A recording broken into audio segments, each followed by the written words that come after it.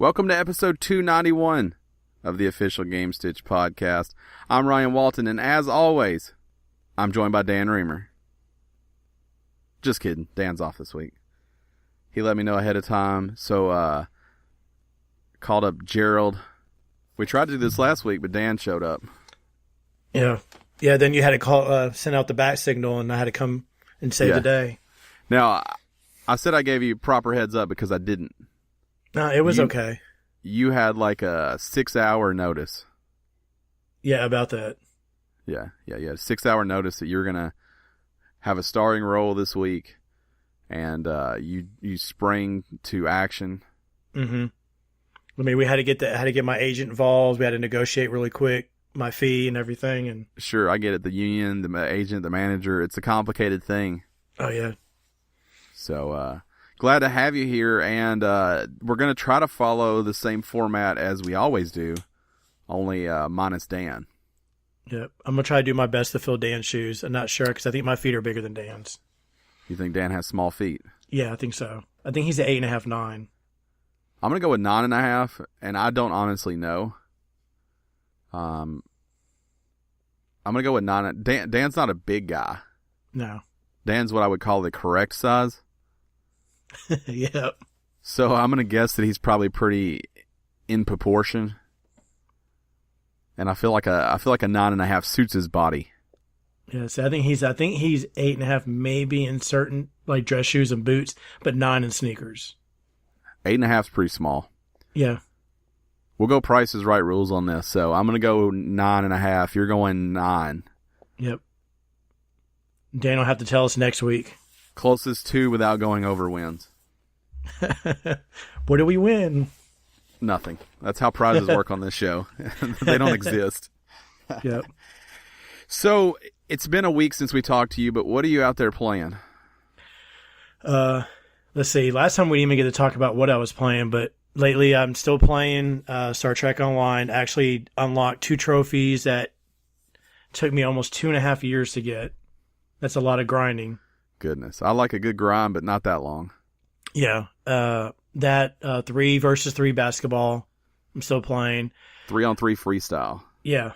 I still download the packs for that for PlayStation Plus. I haven't played that game in forever. Yeah, I still play. I got 2 trophies I think I can get, and then once that I'm done. There's 1 trophy I'm not even going to try.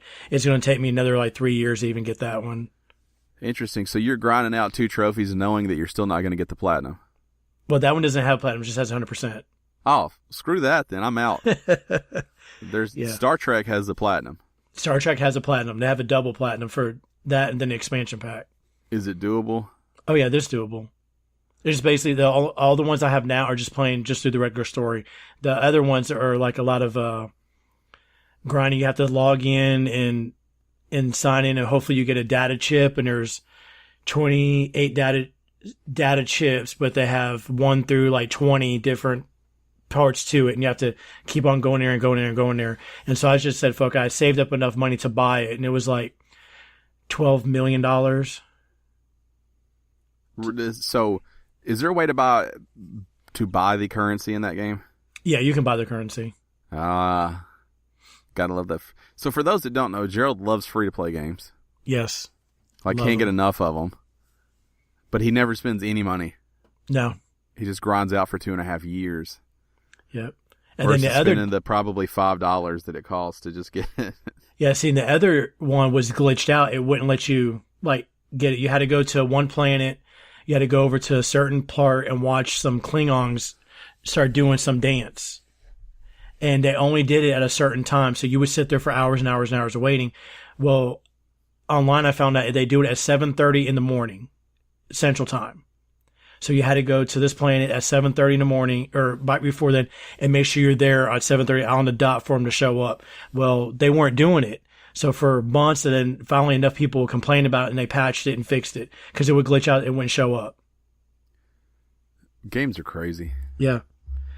So I got that one. I'm playing, which I know you're going to talk about later, but I'm playing Fallout Shelter. Mm-hmm. Yeah, we got a news story about Fallout Shelter. I've been playing that, playing No Man's Sky. Well, where are you playing Fallout Shelter? On the PS4? On it right now, currently on the PS4. You played it previously on your phone, though. Oh yeah, I killed it on the mobile. Okay. And I just recently on the Switch at all?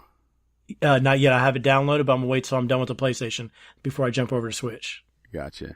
Because I'm learning what to do and what not to do on each one. Like the mobile, I did some certain things, and then on a PS4, they have different tactics on there. You have to build a certain way, and then when I get to Switch, I think everything will be a lot better. See, I wanted to play it on the Switch. I downloaded it, but like all things in my life, I don't have enough space.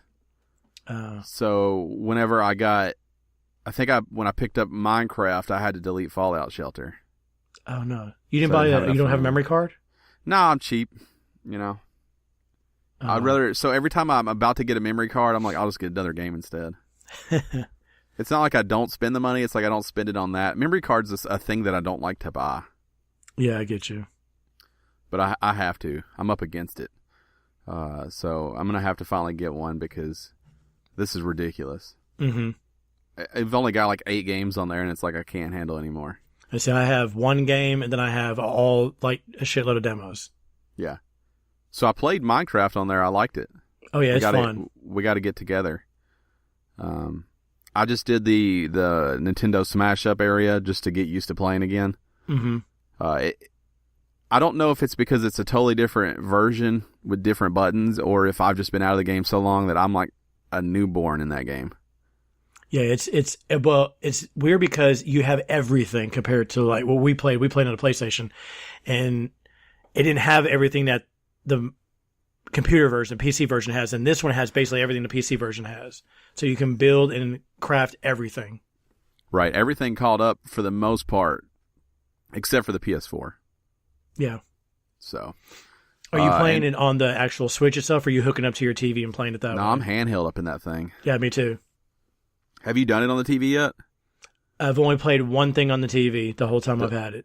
Oh, okay. I'm wondering how so when we start playing together, I'll probably play docked, but I want to, there's something intimate about just holding that thing and being, 4 inches from your face. Mm-hmm.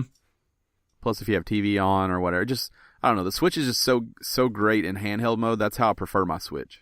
Yeah, see, I can see at work I have my monitors, and I put the Switch right in between my monitors, and I just have the controllers in my lap, and I just sit there and play. And then when I have a call or something I have to deal with, then I can just mess around. But that game is easy because I can just stop and not worry about getting killed or anything.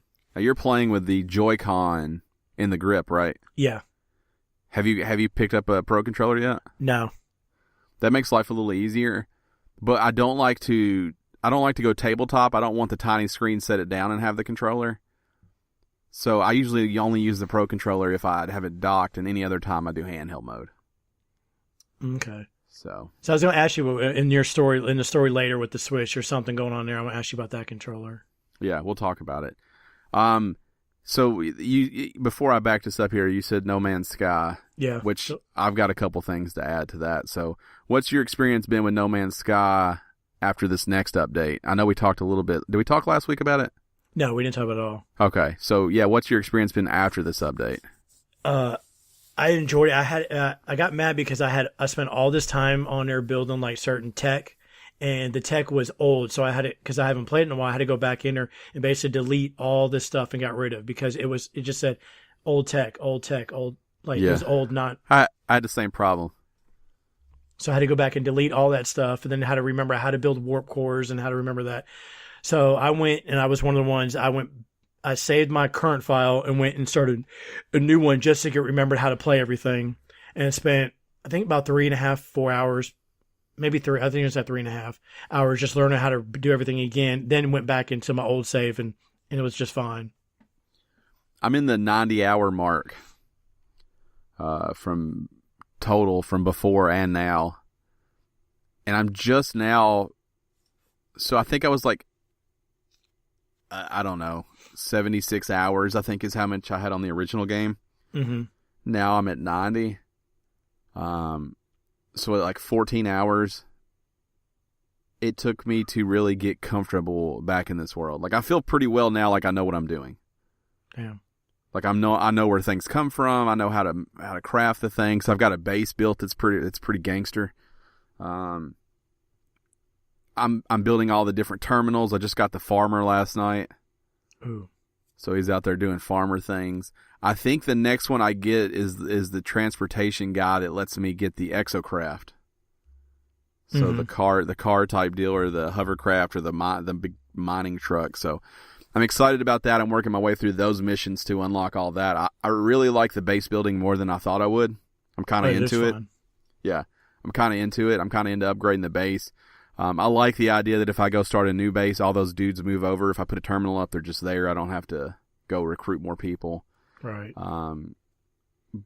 My plan is to eventually throw down bases on like icy planets and scorched planets, and I'm on a toxic planet, but a radioactive planet. Like, I want them on all of them so I can easily jump when I need those resources. Mm-hmm. So the planet that I'm on, it used to be pretty nice. It was very low toxic. If you had an upgrade and you didn't take any damage, you could stay out forever. One of these patches that they just did, it's rained ever since they did the patch, and it's the toxic rain. Oh no! Yeah, I'm on a planet like that right now too. But it goes from toxic rain to real cold. Okay, so there's no extremes. There's no storms. There's no like extra heavy toxic rain. There's no hot, cold. It's just raining all the time.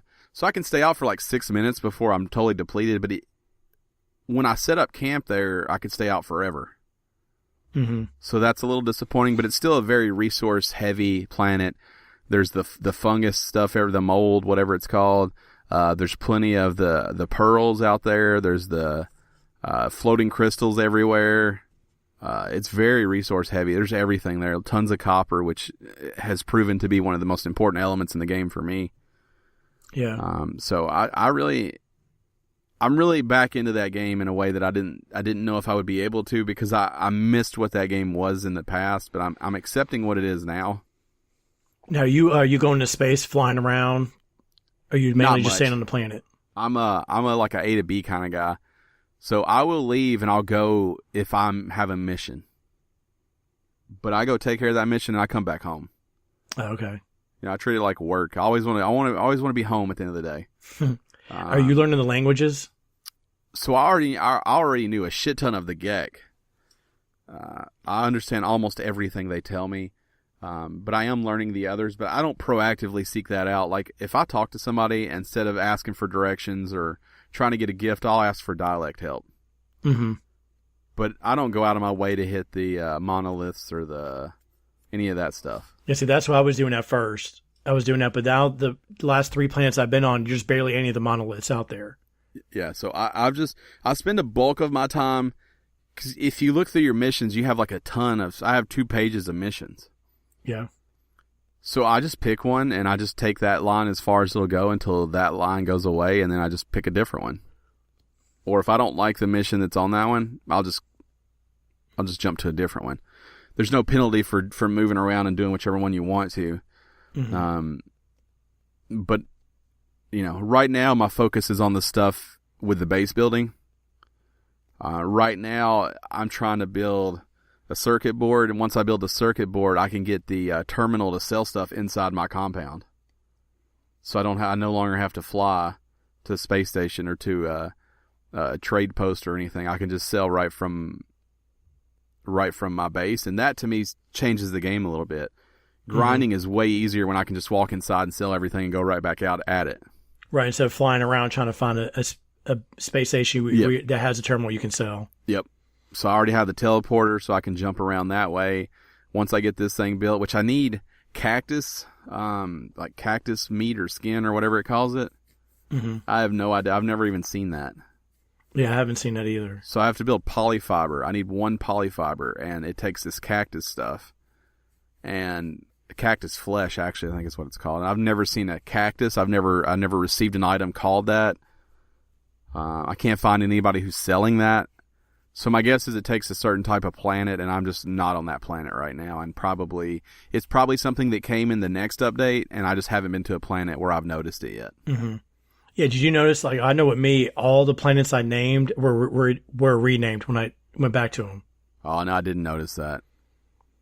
Yeah, it was weird because I named all of mine, Hoeffin, my screen name, my PSN name. I named them all. And it was always like Hoeffin Show 1, Hoeffin Show 2, Hoeffin Show 3, 4, 5.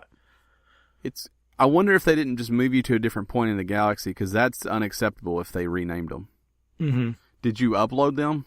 Yeah. Because there seems to be a big disconnect with people I know who are playing the game who don't actually upload the things because they don't understand that game is super complicated when it comes to uploading stuff. Yeah, you see, I uploaded because I was trying to get the trophies, to visit the 10 planets to get all that. So I was definitely uploading everything. Yeah, so that's the part a lot of people skip. They scan everything, but then they don't jump in the menus and upload each one of those things. There's an upload all button that doesn't seem to upload all also. Right. Yeah, I just still go through and just upload each one. Yeah. So I'm 2 planets away from getting the 10 planet thing.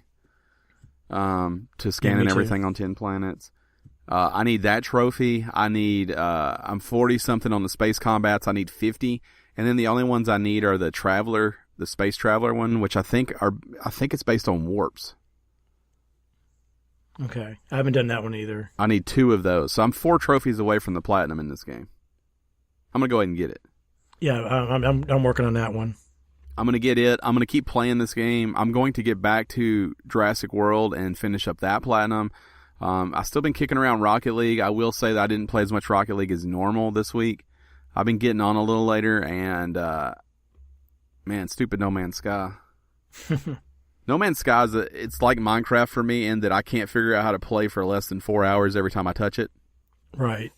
I jump in, I'm going to play for an hour. Oh, let me go do this. Oh, yeah. I unlocked this. Let me go over here and grab that. Everything takes forever. So I jump in and I'm like, hey, I'm just going to do this one thing real quick. Next thing I know, it's 4 hours later. I'm like, damn it. Yep. Because I just want to do that one thing, but I don't have cobalt. So I have to go find cobalt. And then while I'm finding cobalt, I see this thing. And then when I see that, I'm like, oh shit. And then I have to fly back over here and I have to refine something. And then to do that one thing might take me 4 hours because I get sidetracked. Yeah, I get bad sidetracked in that game. Like bad. So, I mean, that's really all. Just a touch of Rocket League. I also had a very weird experience last week that I want to talk about. I think it was Sunday after we recorded. I wanted to play a little VR. I was jonesing for some VR. I had picked up Dirt Rally VR. And we talk about VR a lot outside of this podcast. Mm-hmm. I don't have any issues with VR. I don't get sick, anything like that. Obviously, there's times where my brain's like, this feels wrong, but I don't get sick. We have a new Mexican place in town. I went to that new Mexican place and I had food. I got it to go. I had it at home. I didn't love that food, but it was fine. I just didn't love it. Didn't taste like there was anything wrong with it or anything like that. Immediately after completing my meal, I jumped right into Dirt Rally VR. And I played for about 25 minutes and I had to stop because I thought I was going to throw up. Oh, damn. And you don't really throw up, do you? No. And here's the problem, though. Because of the sequence of events, I don't know if it was the food, the VR, or both. I've never had any issues out of VR. My gut is insane. Like, I never have any issues. I'll eat tons of bullshit and I don't have issues. Mm-hmm. So I'm not sure what happened, but I was sweating, and when you're about to throw up and your mouth's just making extra saliva? Yeah. Like it's just out of control? Yeah. That's what was happening. Like I was almost drooling. I was way too hot. My face was red. And after I took the headset off, I just sat there. I didn't even want to like put it up or move or anything because I thought if I moved, I would throw up. That's how close I was. Damn. Because I pushed it all the way up to the mark where I was like, it's happening. It's happening right now. When's the last time you've thrown up that if you even can remember? Oh my God. It's probably been 5-6 years. Yeah, same here. Like I don't throw out, and before that, it's probably, same thing, 5 or 6 years before that. I'm not one of those guys that's like, oh, I don't feel good, I'm going to go puke so I can get it out of the way. I wish I was. Mm-hmm. I'm the jerk that fights it. I'm sweating. I can't move. I'm like room spinning. I need to throw up and I just won't. Just swallow it. Yeah, it's quitting. Throwing up is quitting. Which is weird because I quit like everything else I do in life. But I refuse to throw up. It was bad. And ever since it happened, because I haven't had a chance to get back in yet, I just can't stop thinking about whether it was the food, the VR, or both. Like, I need to know. I have to get back in Dirt. I can't imagine it was the game. The game doesn't do anything different than any of the other driving games I played. I mean, Drive Club VR was the same way. Mm-hmm. I don't have any issues with it. Yeah, I've only had issues with some of the motion games. Like, there was one, it's like you have to go around in a pond and you swim. I mean, you're rowing in a canoe and you're picking up frogs. Mm-hmm. I don't know what that is. and I forgot what game that was, but I was playing that, and I got a little bit like weirded. I was like, oh wait a minute, okay, my equilibrium's all kind of off. Did you buy that game? No, it was one of the ones you got for free. I don't know what that game is. I didn't play that one, so I don't know. Yeah, it was with it was the one of the ones we were talking about the one day at lunch, where you have to you can, if you have the big bike. Oh yeah, the Vroom. Yeah, it was part of that package. Vrooms, whatever it is. Okay. Yeah, it was part of that because it's one of them. You're on a boat, and then if you have the bike, you pedal to move the boat. Yeah, I didn't realize that game was playable outside of that till you told me. I thought you had to have the bike. No, you don't have to. You don't have to buy it. A Sometimes lot of them, the controller actually, you can cheat using the controller and get through some of the game. Sometimes, easily. like once a month, I'll just see how much that bike costs. If I ever catch it on a killer deal, I'm probably going to get it. Just because that's a dumb thing to have. And so I've got to get back in there to see what it is. Now, I will say, in this Dirt Rally VR add-on, if you've ever seen the rally racing where you have the dude next to you and he's like 17 long left, hairpin right coming up 90, there's a guy beside you barking out orders so you know what's coming. Mm-hmm. You're on a really tight-ass road, and you're relying on his directions, which I don't understand, and the little bit you can see.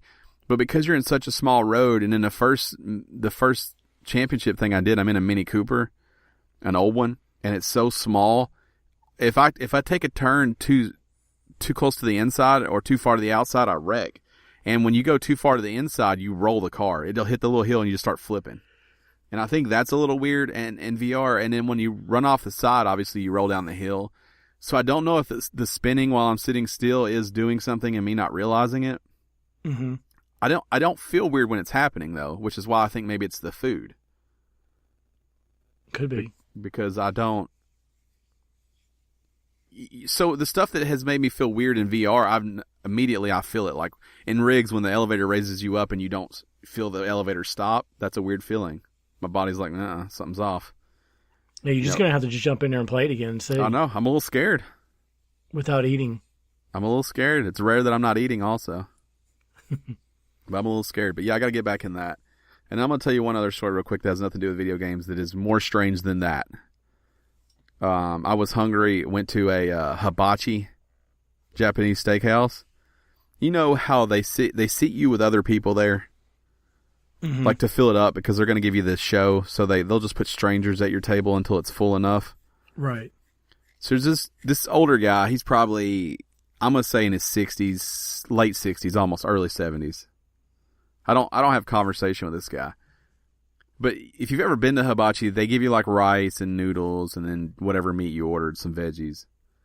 So they give you the rice first. And I'm always watching people. So he gets his rice, which they cook for you right there in front of you. It's good to go. It tastes excellent. He takes a pack of Sweet and Low out and he puts the Sweet and Low on top of his rice. And then he tears a second pack and he does that. So he puts 2 packs of Sweet and Low on the little powder rice he has. And I'm like, what a weird move. I don't even know. Rice. Yeah, I don't even know what that tastes like. Then he gets his veggies and his steak, and he puts Splenda on top of that. He uses the yellow pack instead of the pink pack. And there's more. Like he chose to use Splenda this time. And he put that over his veggies and his meat and his noodles. Oh, that's really weird. Yeah, and then he ate everything. And I was like, I don't even... So how tempted were you to go and grab and try it? I wanted to just try a little bite of it, but not so much that I was going to be like, because that was the only ones on the table. I would have had to get up and go over there and be like, hey, freak, can I borrow that stuff so I can be weird too? So now what's the chances of you, next time you go there, you're going to try it? 0. That was a moment thing. You're not even going to? No, if I was going to do it, it would have had to have been then. But I can tell you without trying it that 2 packs of Sweet and Low on that powder rice that he had is too much. Mm-hmm. Like, I wonder if he's just gotten so old and his tongue is like sandpaper now that he has to just... he has to just overcompensate if he wants to taste anything in life. Yeah. I don't know. Maybe there's a reason. Maybe his sugar's low. Could be. I don't know how any of that works. Yeah, see, with me, it's weird because, like, I couldn't do the rice first before the veggies. I always have to go veggies first. I'm weird when I eat. I have a certain order of how I eat things. I can't go out of order. So I like to wait until I have all the food before I start eating, but then you're just sitting there while everybody else is eating. Mm-hmm. because they'll start on the rice as soon as you get it on their plate. But I like to wait. I usually don't really start eating till he finishes my meat and puts it on the plate. Because I don't have to eat one thing at a time like that, but I like to have my meal in front of me so I can plan it. Right. See, I always go greens first. And you eat them to completion? Yeah. So there'll be none left before you move on. Before I move on. So I like my meat and rice together. Like I'll take a scoop of both. Yeah, see, now other things I can do a little bit between both. Like if I have a potato or meat, I can mix them up. But greens always have to go first. I don't know why. Ever since I was little, I always went greens first. Yeah. Probably because it wasn't the best tasting, and I always left the best tasting stuff for last. I do that move. I like to leave, if there's something on my plate that is better than everything else, I'll leave one of those. Mm-hmm. I like that to be I like to go out on that. That's my mic drop. Yeah, see, recently, Taco Bell brought back the nacho fries, and that's like the best thing for me. So everything I always get the nacho fries, and that's the last thing I eat because I want the nacho fries last. You go nacho cheese on those, right? Oh yeah, you have to have the nacho cheese with it. You think there's no other way to eat it? You don't think anyone eats it dry? Oh, I'm sure people do without the cheese. It's like, I'm not eating cheese. I'm vegan or whatever. Ooh, whatever shots fired at vegans. Whatever it is. Taking down the vegans this morning, I see. I have a few people that I'm really close to that are vegan or vegetarian type. They don't eat meat, and they're always on me. Because they see me eat meat. Like tonight, I'm going to be eating with some people. And they're going to be on me and my other friend, because we're going to be eating meat. Yeah. Fuck that. Yep. I'm going to always eat meat. Mm-hmm. There's that tick, I know you know about it, that Lone Star tick. Oh, yeah. That makes you allergic to the red meat. I'm terrified of that thing. Oh, yeah. Like, if there was ever an actual enemy out there for me, it's that thing.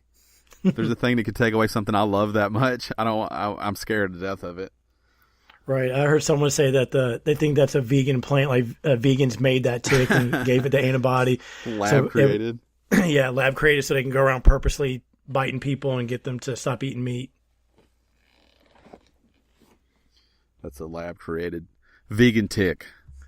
Mm-hmm. If you haven't seen that tick, look it up. It's terrifying. We're gonna move on to the news. The news. New news. And I will tell you, it's very Bethesda heavy, because QuakeCon happened and nothing else happened.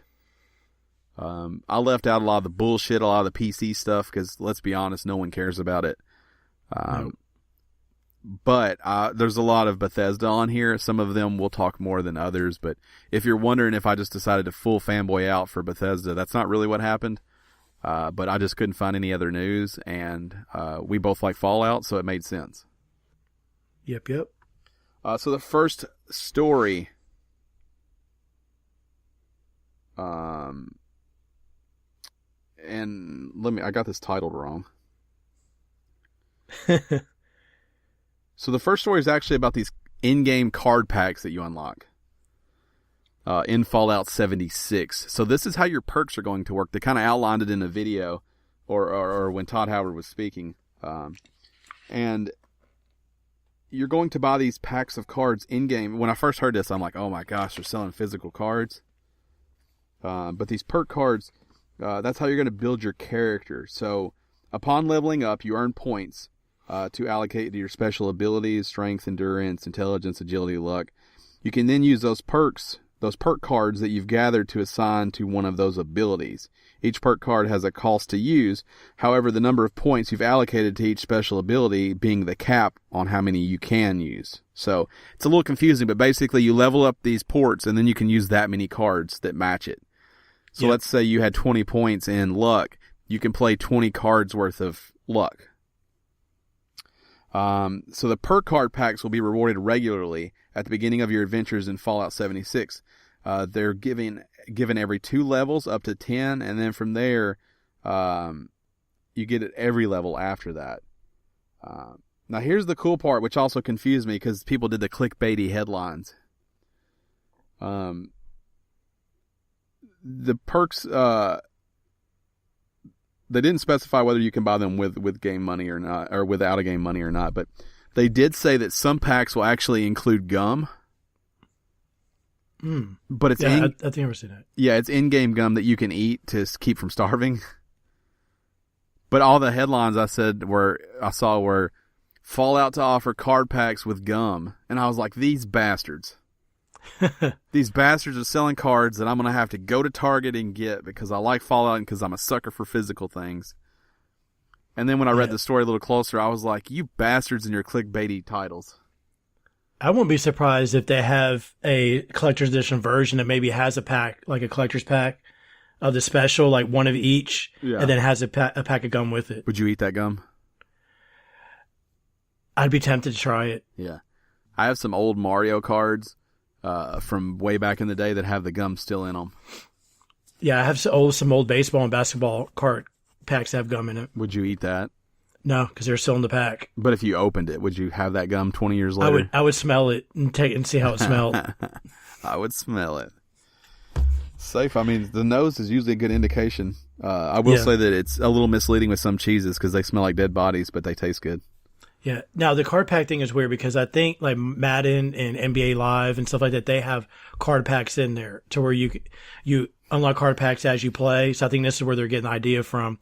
And I know they're going to eventually sell those packs as part of like you can go buy a pack for like $5.99 or $6.99. Yeah. So I think I don't know. That kind of thing is very, very unpopular right now. Because a card pack is just a loot box. You call it whatever you want. Yeah. I don't know if they offer the ability to buy in-game currency, which you can then use for card packs, or it sounds like the card packs you just get right now for leveling up. It's not like, hey, I got money, I go buy some. It's almost kind of like the loot llamas from what the hell? Fortnite. Fortnite, yeah. Yeah, you get it, and then all of a sudden you can unlock certain weapons, characters. It's easy to forget that game. Nobody's playing it anymore. I heard they decided to go ahead and release on the Android, just I guess to get some more people to play that game. Because they're barely getting by. Yeah. Yeah, that Android thing's weird too. It's live on Samsung devices right now, but nothing else. And you have to go through their APK thing. You're not even downloading it from Google Play, so that's weird. Yep. So it's sort of like that, only you level up, you assign points, then you play. It's almost like it's partially a card game. In that you're assigning, okay, my luck is 10. I can play this card for 7 and this one for 3, or I can play, a 3, and go that way and play a 2, and I got a point left over, or 2 points left over. And it's just weird. It's going to turn into like a juggling act. I don't know if you can remove the cards freely or if once you played them, they're gone. Okay, so let me ask you this: before you heard the news from that, what was your rating of you're going to play this game?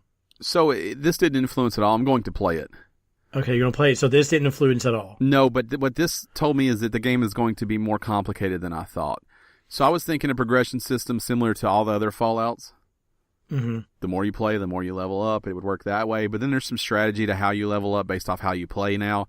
I think that's interesting, but I guess I wasn't expecting it. I also am a little concerned about the idea that these may eventually be sold in a game that I'm forced to play with other people in. Yeah. I don't feel good about the fact that our next story is going to talk about it some, but let's say you're a dickhead and you're a wealthy dickhead and you spend $200 a week on Fallout card packs just so that you can make my experience shit when I try to play online because you're so overpowered and you have the perfect setup for the level that you are. That doesn't sound like a good time to me.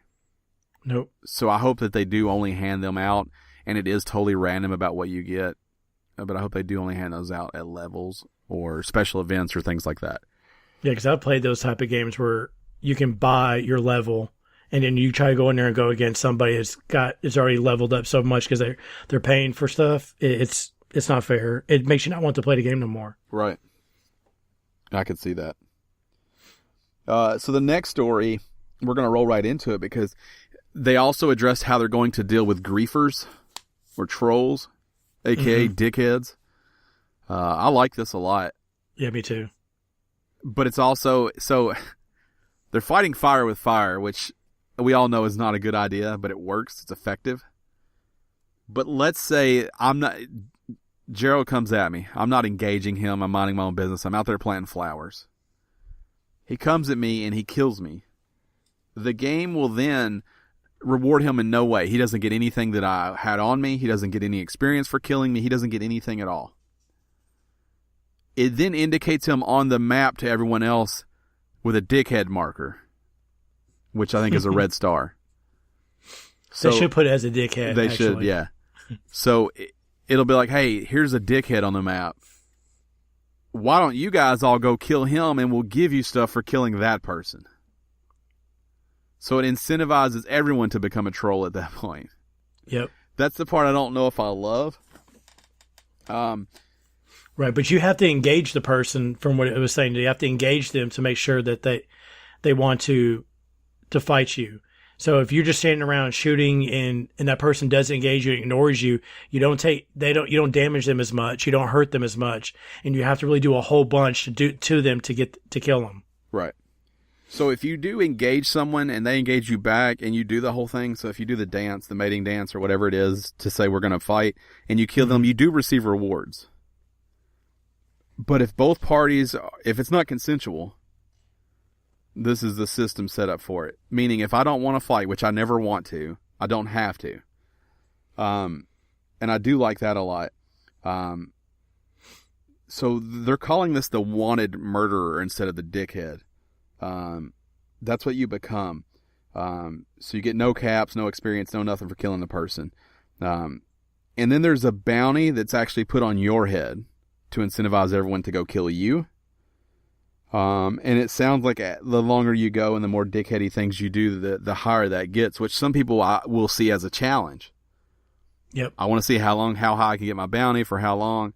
And people do that. Like there's a game that we used to play as GTA. Yeah.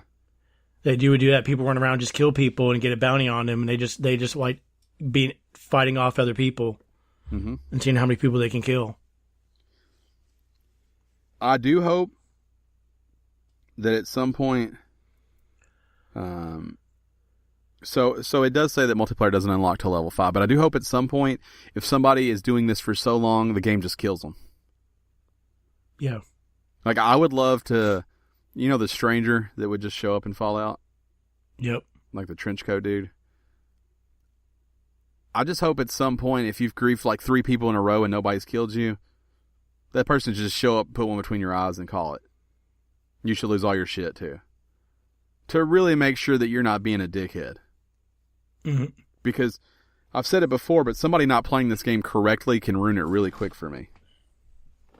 And I almost expect that to happen. Yeah. So I'm excited to see this be outlined a little more as we get closer to the launch. See, that made me feel better when I saw them. They're going to try to do that because I hate playing those games where, especially like GTA or something, you go in there and you're multiplayer, and you're in the middle of something and they just come out there and kill you for no reason. So always playing an empty lobby. I play in a private lobby by myself. Yep. Because that game can't be enjoyed with other people because they suck. Yeah, I used to play another online game, the DC Universe, and same thing with that. Unless you go in there and change your level to where you don't fight everybody, someone will just come up to you out of nowhere and just start killing you. It doesn't sound good to me. Nope. We're going to move on to the next story. We talked about how much money Fortnite made on mobile. Now we're going to talk about how much money Fallout made on mobile. Because this number I also found to be very staggering. Especially because 2 guys that have never spent $1 on it are about to talk about it. Yep.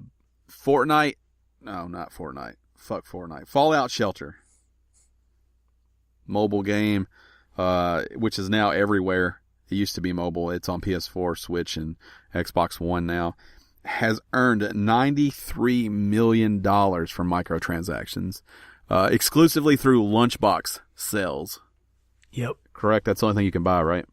Yeah, lunchboxes and pet crates. Okay. And the robot. So I don't know anything about that, but apparently you can buy $93 million worth of stuff through there. Because that's what's happened. And the thing, they promote that every time you log in. Hey, if you want to buy this, you could buy this. Hey, we currently have 23% off sale, 30% off sale. In June alone, it made $212,000. just in June. Yeah, and that's when it came out. Well, on everything else. On the console. Yeah. The cool thing is that the split is almost even. 49% iOS, 51% Android as of the time of this reporting. The data was compiled by Sensor Tower and was translated via Gamasutra into something that made sense to where normal people could read it. But yeah, Fallout Shelter is extremely successful, and I'll be honest, I didn't know anyone besides you still played it. Yeah, I don't know anybody else. I thought you were the last one. Could be. No, never know. You're not, unless you spent $93 million. $200,000 that coming in June. Yeah, it wasn't me. It's crazy. I haven't spent $1 on it. Keep in mind, we did report ZeniMax, the parent company of Bethesda, is suing Warner Brothers for their Westworld game, which they say is a straight-up hijacking of Fallout Shelter. Yeah, have you seen it? Yeah. Oh, yeah, it definitely is. For sure the same game. Yeah, it looks like just take the skins off. For sure the same game. Sticking hard with that Bethesda news. They have a new studio. And it's in Dallas. Boo. Doing some of that Texas. I like Texas. You don't like Texas? I like Texas. I lived there for a little bit. You don't like Dallas? The Big D? Yeah. Because I'm dating those sports teams. Yeah, not a fan of the Big D. I get you. No. I love Big D's, but not that D. You don't like Jerry Jones? Yeah. Not a Jerry Jones fan. It's called I'm a Mark Cuban fan. Yeah, I like him. He's fun on Shark Tank. Mm-hmm. It's called Bethesda Dallas, because that's how you name a game studio. And they are working on Fallout 76, Elder Scrolls Blades, and the brand new property, Starfield. So it sounds like their hands are full. Yep. But with the amount of games they're working on, I understand why they would need another studio. So it's interesting to see if this will help with the output and if it'll speed things up a little bit. If they need help, they can always give me a call. I wouldn't mind testing for them. Yeah, but do you want to go to Dallas to do it? No, they can just send me the download code. I'll download it. I don't think that's how it works. Hey, I mean, it's technology. They need to catch up. I think you have to go to Dallas to pack your bags and just jump headfirst into the Big D. No, they can send me a disc. I'll load it. That's old school. Yep. When I was a PlayStation tester back in the day, it's like a PlayStation testers club, which is just a really weird way to say like you tested shitty games that didn't work right and they didn't give you any compensation. Mm-hmm. They would send you these like super sketchy looking discs that you would put in your PS1, PS2, I think it was. But they wouldn't even have labels on them. It would just be printed and it would say like do not distribute and all that stuff. I still have them all. I had one of the WWE games I got. You do a bra and panty match, I think. Mm-hmm. There's like a blue girl and a green girl though. They don't have any textures, so it's just a blue girl and a green girl wearing the bra and panties out there fighting, which is actually pretty amazing to see now. Yeah. But when I got it in to test it, I'm like, what? I can't. I wonder if those are even worth any money right now. I bet you someone would love to get their hands on some of that. Maybe. I doubt they're worth much, but yeah, it's pretty cool. I've got a handful of them. I probably have 10 or 15 different ones of various states. I think I actually have one of a game that never came out because it sucked so hard. Now back to the Bethesda Studios. Like, are you excited for them to take over that? I don't think it changes anything. I think they just needed more people and more seats probably. Yeah. I think it's weird how early they announced Starfield. I think it's weird that they just talked about Starfield again. I think you got to stop talking about Starfield, especially as a company who does such a good job announcing shit when it's ready. Yeah, because that game, I mean, what the trailer, all it was just a space. It's just a logo. Yeah. And they showed like a space, like a satellite or something in space, and it looked like it jumped to warp, and that was it. Yeah. It's pretty much just a logo reveal. They say that game has been tossed around, been incubating for a long time, and that game exists, like there is something there with it. That game's got to be far off, and they got to stop talking about it. They do so good with Fallout announcing it when it's ready. Mm-hmm. I don't understand the move of announcing this so early. And then talking about it again. What? I said, I wonder what kind of game it's going to be. It's Fallout in space. For sure. I hope not, but I think so. And if you like Fallout, if you like Mass Effect, if you like those kind of things, maybe even if you like No Man's Sky, like it's going to be a good fit, I think.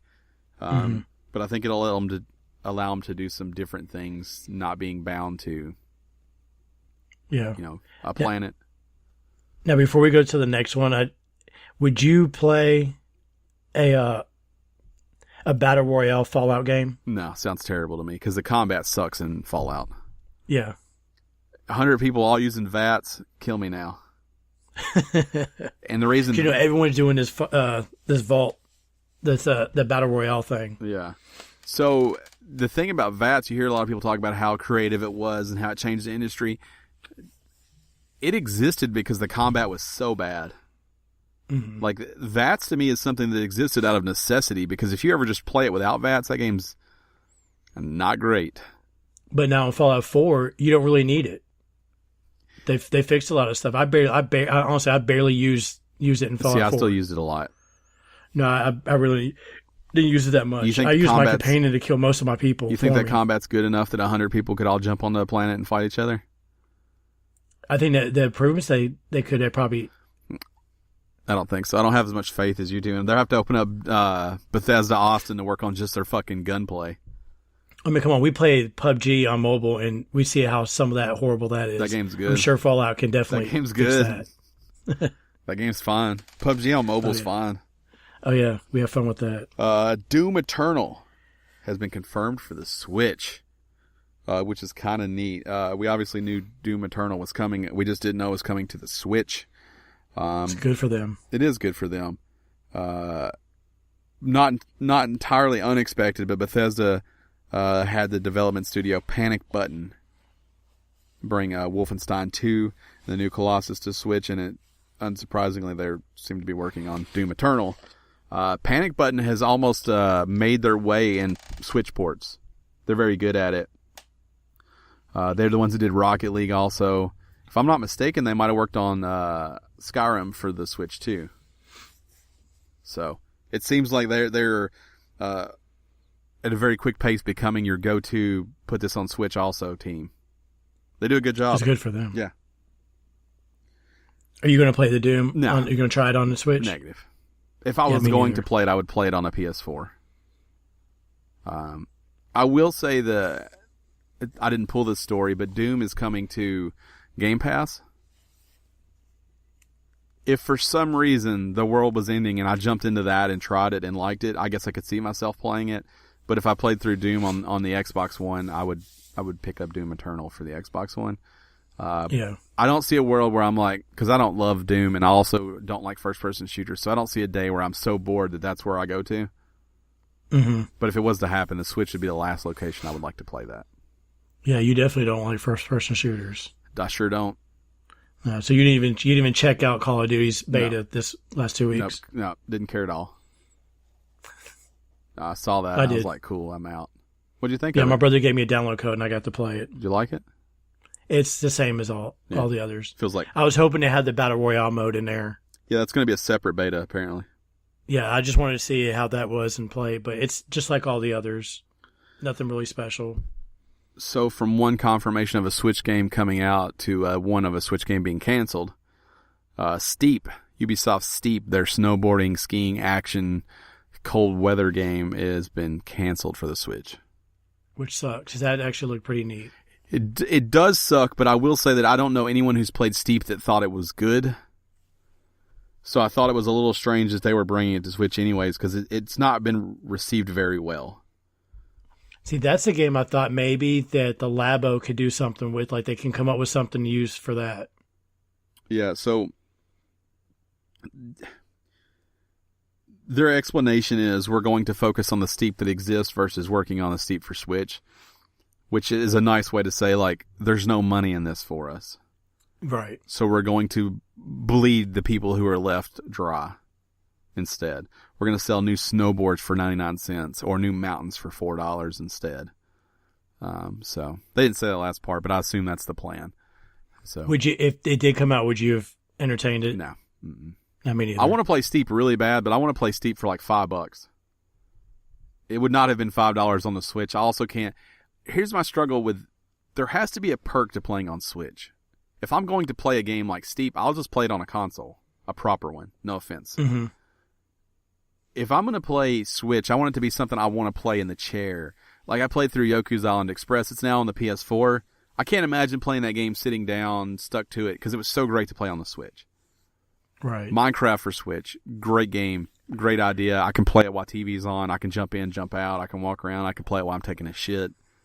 All of that's perfect. I don't want to play Doom on there. I don't want to play Fallout 76 on the Switch if it was coming. Like, that's not the best place to play a multi-platform game unless it offers something different for me. Mm-hmm. So right, I agree. I don't want any of those things that come to both or all three. I don't want them on the Switch unless there's a reason. Yeah, because that's a dilemma I have with a lot of Switch games. If I can get it for the PlayStation 4 and the Switch, I'm going to get it on PlayStation 4 first. Right. Yeah, that's how I feel too. You have anything you want to add about Steep being canceled? No. All right, it sucks for them. It sucks for you, Yubi. Yep. Super Smash Bros. Ultimate Edition is pretty badass and comes in a box that is unnecessarily large. Mm-hmm. Box looks cool though. The box does look cool. It comes with the game, the GameCube controller, and the hub, which look like the exact same ones that came with the Wii U version of Smash Brothers. So if you have those, I think you're good to go. No, you can be our tester because I'm sure you have that. I do have it. The Ultimate Limited Edition launches the same day. Or no, it doesn't. It launches. Yeah, it launches the same day and date. Again, it comes with a Smash branded GameCube controller that has a USB adapter. You can connect up to 4 GameCube controllers. So far, it's only been announced for Europe, but we know it's going to come to the U.S. Yeah, especially if it's successful over there. Now, the crazier part is that after all these years, the GameCube controller has still been a mainstay as the most preferred controller for Smash Brothers. Especially when you think about what a flop the GameCube was. GameCube's a great system, but it did not do well in the market. But Nintendo controllers are notorious for being crazy to the point where you just need what feels like a regular controller. Now, I do think the Pro controller is a better controller than the GameCube controller. It will be interesting to see if people start to think, hey, maybe that's the way to go.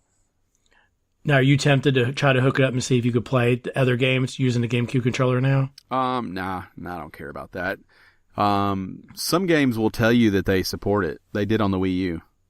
Some games were like, hey, you can use the GameCube controller for this. And I think I played something like that on the Wii U. I don't care enough about that. I think the controllers are pretty good. I think the Switch controllers are good. I think the Pro controller is awesome.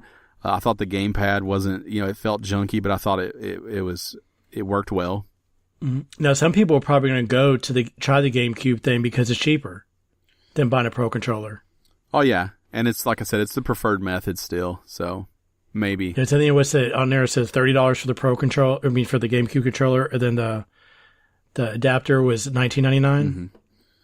So $50 compared to $70. But of course, we're talking wireless with the Pro controller and compatibility with everything. Right. So it just depends where your value's at. Is this something you're looking at maybe trying to get, the Ultimate Edition, or just the game? No, because it looks identical to the ones that came with the Wii U. So I already have that. I'm just going to get the game. No price announced yet, but you got to figure they're giving you, like you said, $50 value plus the game's going to be $60. You got to figure this thing's going to come in probably at $100. Yeah, probably $99.99.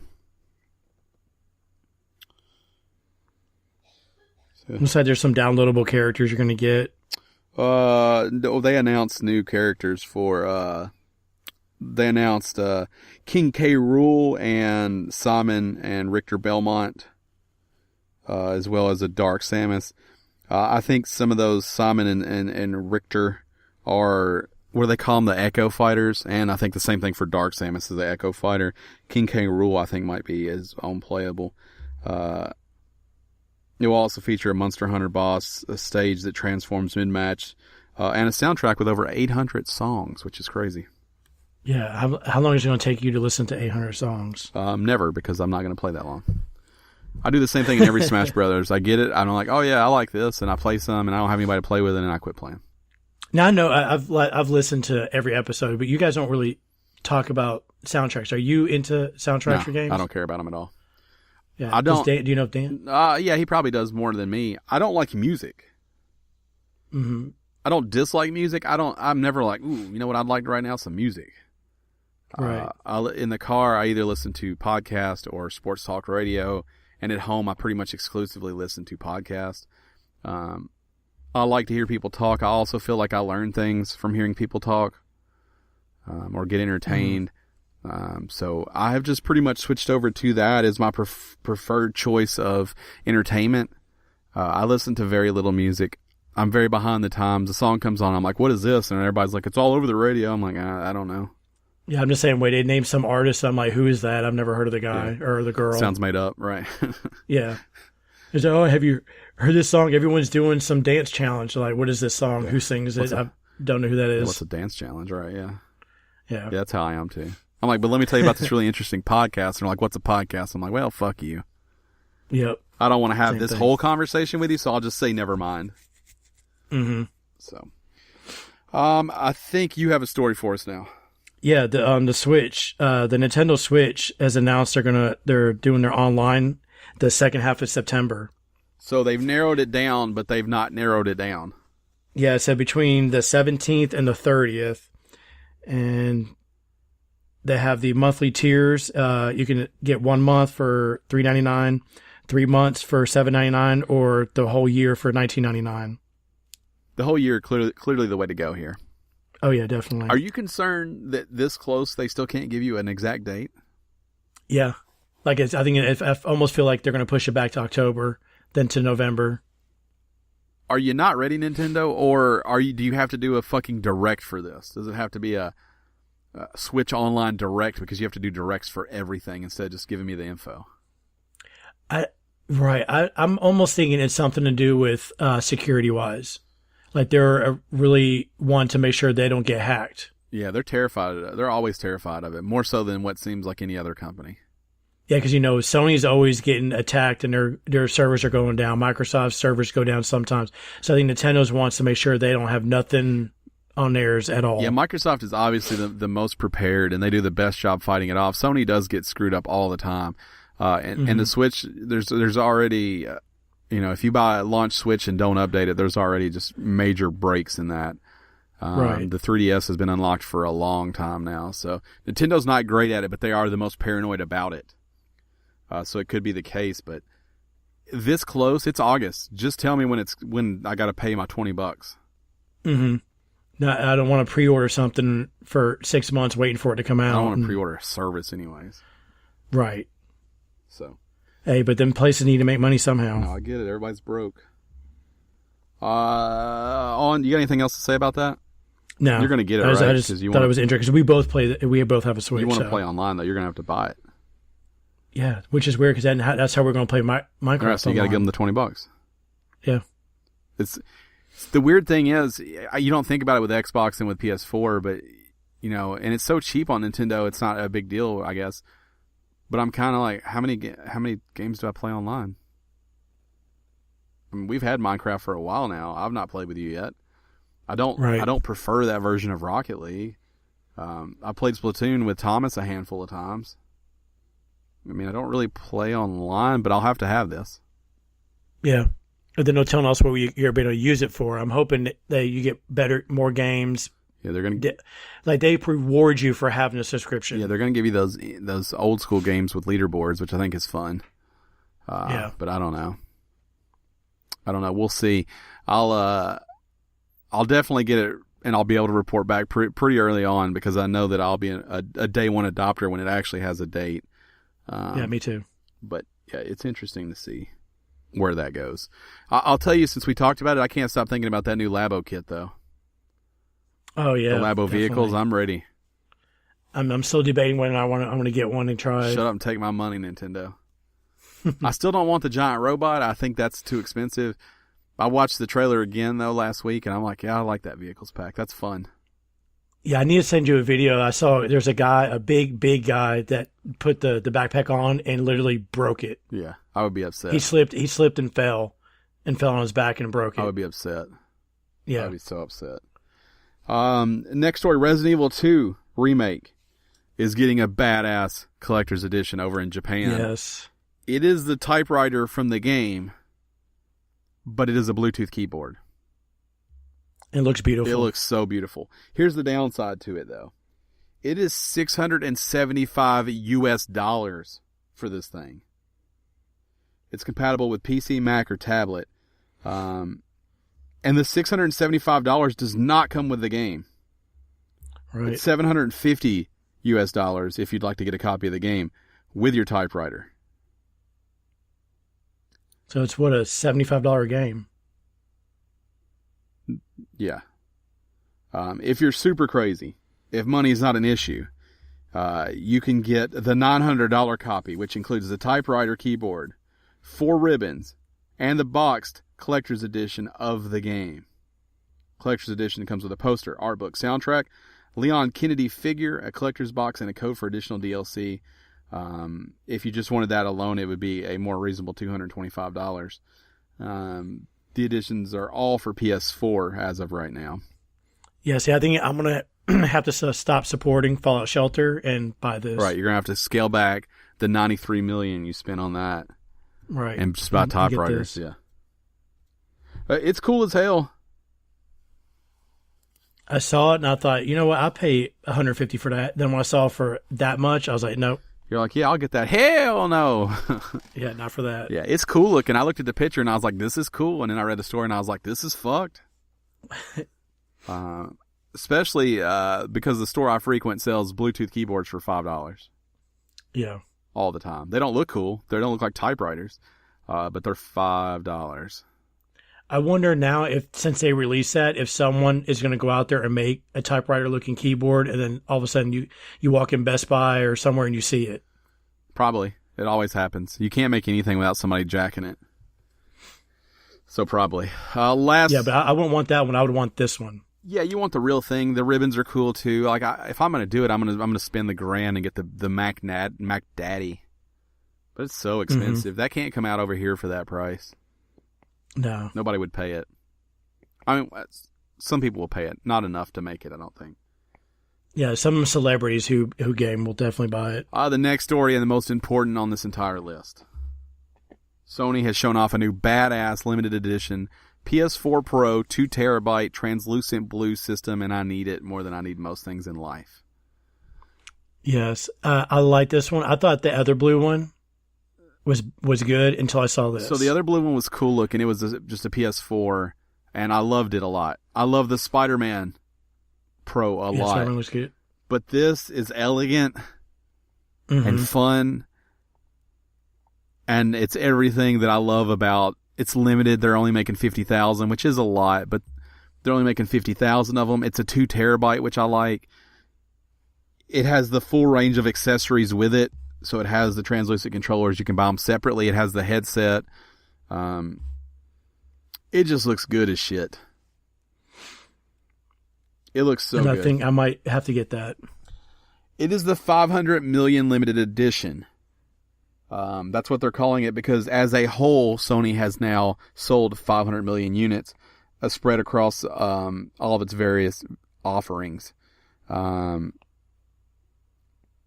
damn, it's cool. It's translucent blue. It's hard to tell from the pictures. They have some close-ups that kind of show it a little better where you can really see. And it's very obvious because up front, because it's translucent, that blue actually glows the front of it. The blue light when it's on. The cool thing is that all the details on this are done in copper. Yeah, not real copper. Which is different. Yeah. They call it copper detailing, but it's unlikely that it's real copper. But it's just cool as hell looking. They are individually numbered. And it's just badass. They will also have the 500 million limited edition DualShock 4 which will be available as a standalone for $65. Additionally, you'll be able to buy a 500 million limited edition gold wireless headset with the same translucent blue design and copper detailing for $100. You can pre-order them in Europe starting the 14th. In US, I think it's the 26th. August 24th in the US. Mm-hmm. Maybe that's when it comes out. It's confusing how it says it. Yeah, it will be available worldwide on August 24th. This down here says it'll be available for pre-order in Europe on the 16th. I don't know what's going on here. The figure is calculated based off of PlayStation, PS2, PSP, PSP Go, PS3, PS Vita, PS Vita TV, and PS4. That's how they get to their 500 million. The moral of the story is this thing looks fucking awesome. And I was wondering, so you're playing on you don't have a Pro right now, right? I have an original. So does this like, hey, maybe it's time? Yeah. Now, I've been waiting for one that would get me this. The blue one looked good. The Spider-Man really had me intrigued on that one. And then this one right here basically almost has me sold on it. Would you keep the other, or would it be a trade-in situation or a sell? No, I would keep the other and put that in a different room. So where I'm torn is I have a Pro. It's a 1 terabyte. Old news. I like this 2 terabyte much better. I also have a launch PS4. So I wonder if it's time to get rid of the launch PS4. Scoop up this new fancy translucent blue and just have a 2 Pro household. Hey, might be a good idea too. But I know how you are about getting rid of stuff. Yeah, I don't like to get rid of stuff. The other problem I'm having is I don't actually play the other PS4.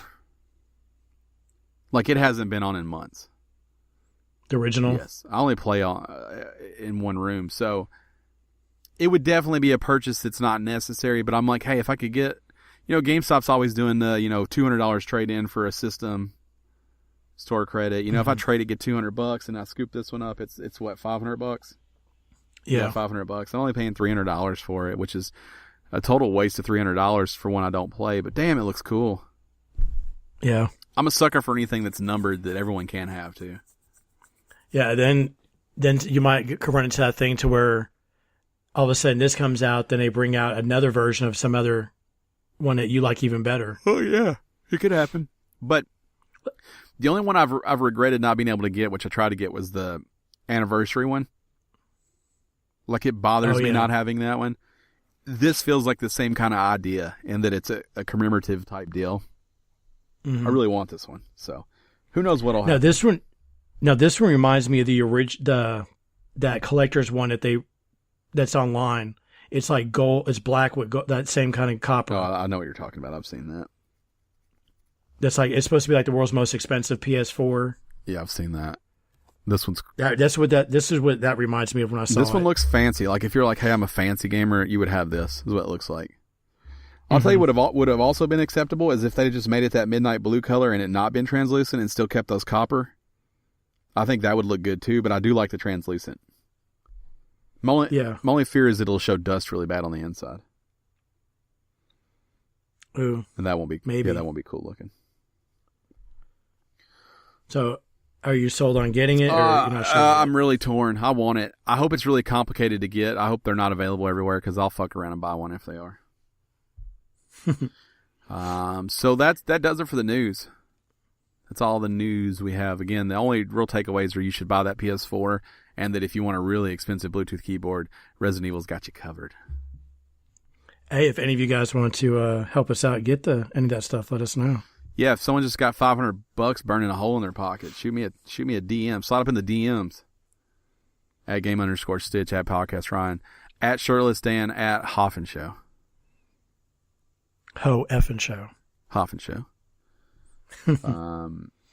Now it's time for Gone But Not Forgotten, my newest favorite, oldest segment, where we reach back in our gaming past. Now, you did this. Yeah, when I was on. Yes. Then we did an episode without you. Correct. Dan did it. Technically, it's my turn, but I'm like, what the hey? I'm going to give you another one. Uh-oh. For 2 reasons. The first reason is I don't like this segment. because I can't remember what I have and haven't done. The second reason is I'm running out of shit to tell people about. So a lot of the games I love, I know other people won't love, so it's hard for me to say go back and check it out because you're gonna be like, well, this looks dumb. Mm-hmm. Because I like a fine wine. I like a specialized product. So I know my taste doesn't suit everyone. So, right. It's just a lot. I've talked for a long time to say that it's your turn. So you can tell us what your Gone But Not Forgotten is. My Gone But Not Forgotten is an old baseball game from Nintendo. Ken Griffey Jr.'s Baseball. It's one I've played. I'm familiar with it. Yeah, I love that game because of the home run derby. Mm-hmm. That was me and my brother would just sit there, and all my friends would sit there, and we just take turns in the home run derby. That's all we would play, was just the home run derby. And whoever got Ken Griffey Jr. or Frank Thomas would usually win. Yeah, I probably played that game. I'm gonna say like 30 or 40. I'll probably play that game a lot of hours. I was really big into sports when I was younger, sports games. Yeah, me too. But that was one of my favorite baseball games. Because I remember my brother bought it. I think it was a 64, Nintendo 64. He bought it, and then that's all we would play. Because he's a huge Ken Griffey Jr. fan. Or is it Super Nintendo? No, I think it was NES. Not 64. I think it was NES. Yeah, NES, 1994. Was it on Genesis? Let's see. NES version. Doesn't say. I just see Super Nintendo. That must be where I played it then. Because I definitely played it. I was for some reason thinking Super I played Nintendo, it on 1994. It was an Acclaim game. I remember that. Mm-hmm. Yeah, and I remember it was Ken Griffey Jr.'s Baseball. Everything was real, but not real players except Ken Griffey Jr. So Ken Griffey Jr. was the only person. But I remember that all the players, they look like it. Frank Thomas had a different name, but you could tell it was Frank Thomas. Barry Bonds had a different name, but you could tell it was Barry Bonds. Mark McGwire, all those had the same look, had the same stance, the numbers, but they just had someone's different name on it. So yeah, Super Nintendo 1994. The only other version of it is it came out on Game Boy in 1997. But due to the cartridge space, there was only one stadium. Unlike its predecessor, the Game Boy's port, the players have stats from the 1996 season. It says here most of the writers, the actresses, the people who did it were stand-ins for the players. That's where the names came from. That's fun. The cartoonists. I played the hell out of this game, but I can tell you right now, it doesn't hold up.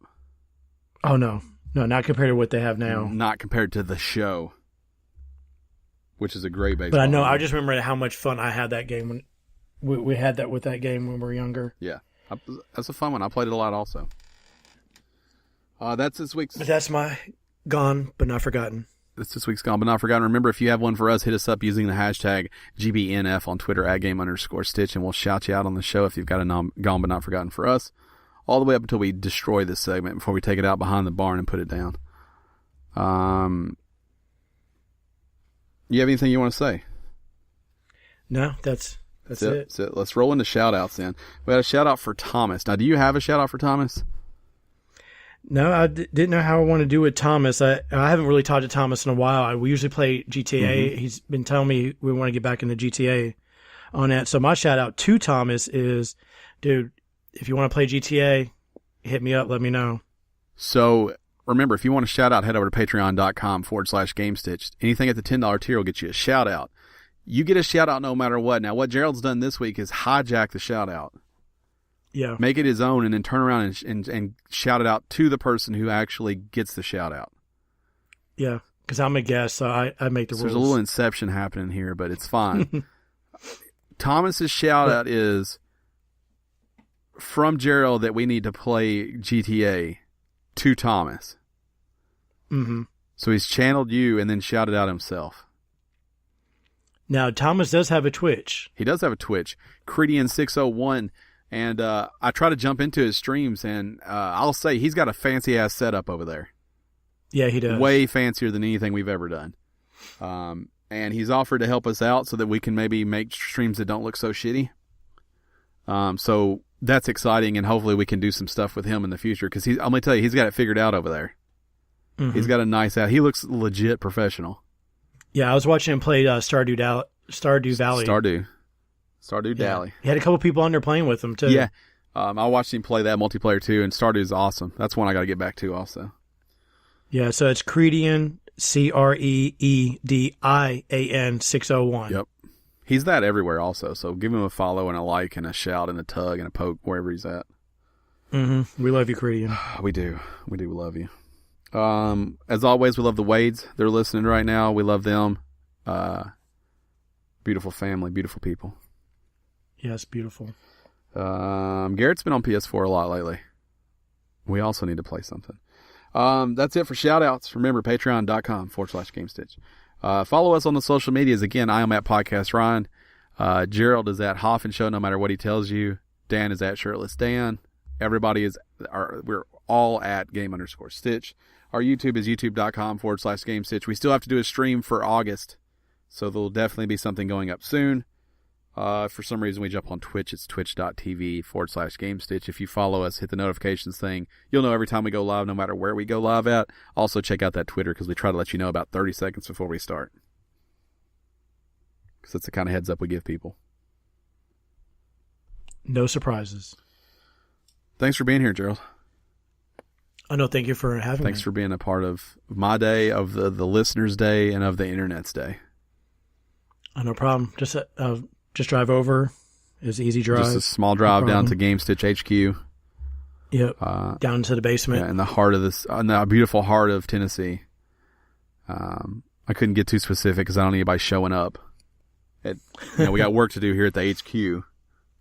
Mm-hmm. So we can't. Even though on the big building it does say GameStitch. Right across the front. Headquarters. Right. Yeah, headquarters spelled all the way out. No HQ, just headquarters. Bright blue building, only blue building in the building, in the area. Solid bright blue. GameStitch written in blue, so it's hard to read. Couple limos out front with a driver waiting at all times in case I need to run somewhere. Mm-hmm. Yeah. Volkswagen limos also. They look good. The VW limos. Thanks for listening, folks. Thanks for making us a part of your day. Remember, if you don't want to support us on Patreon, just tell your friends about the show. Tell your loved ones. Tell some strangers. Maybe head over to iTunes and give us a rating over there. It really helps the algorithms and the whatchamacallits and the nonsense so that more people can find the show. But we appreciate everything you do for us, and the fact that you're stuck with us after 5 years. We're not quite there yet, but we're close. We're actually there. We just did a shitty job in the beginning. But yeah, we've been doing this for a long time, and your support's been amazing. So I try to always remember to thank everyone, because you make it possible. Thank you. We make the pudding, but you eat it. Love pudding. Yeah. Chocolate or vanilla? Chocolate. Everyone's a chocolate guy. Me too. How do you feel? Where do you fall on tapioca? No. Yeah, me either. It's a texture issue for me. Yeah, yogurt, same thing as fake ice cream. It's fake ice cream, folks.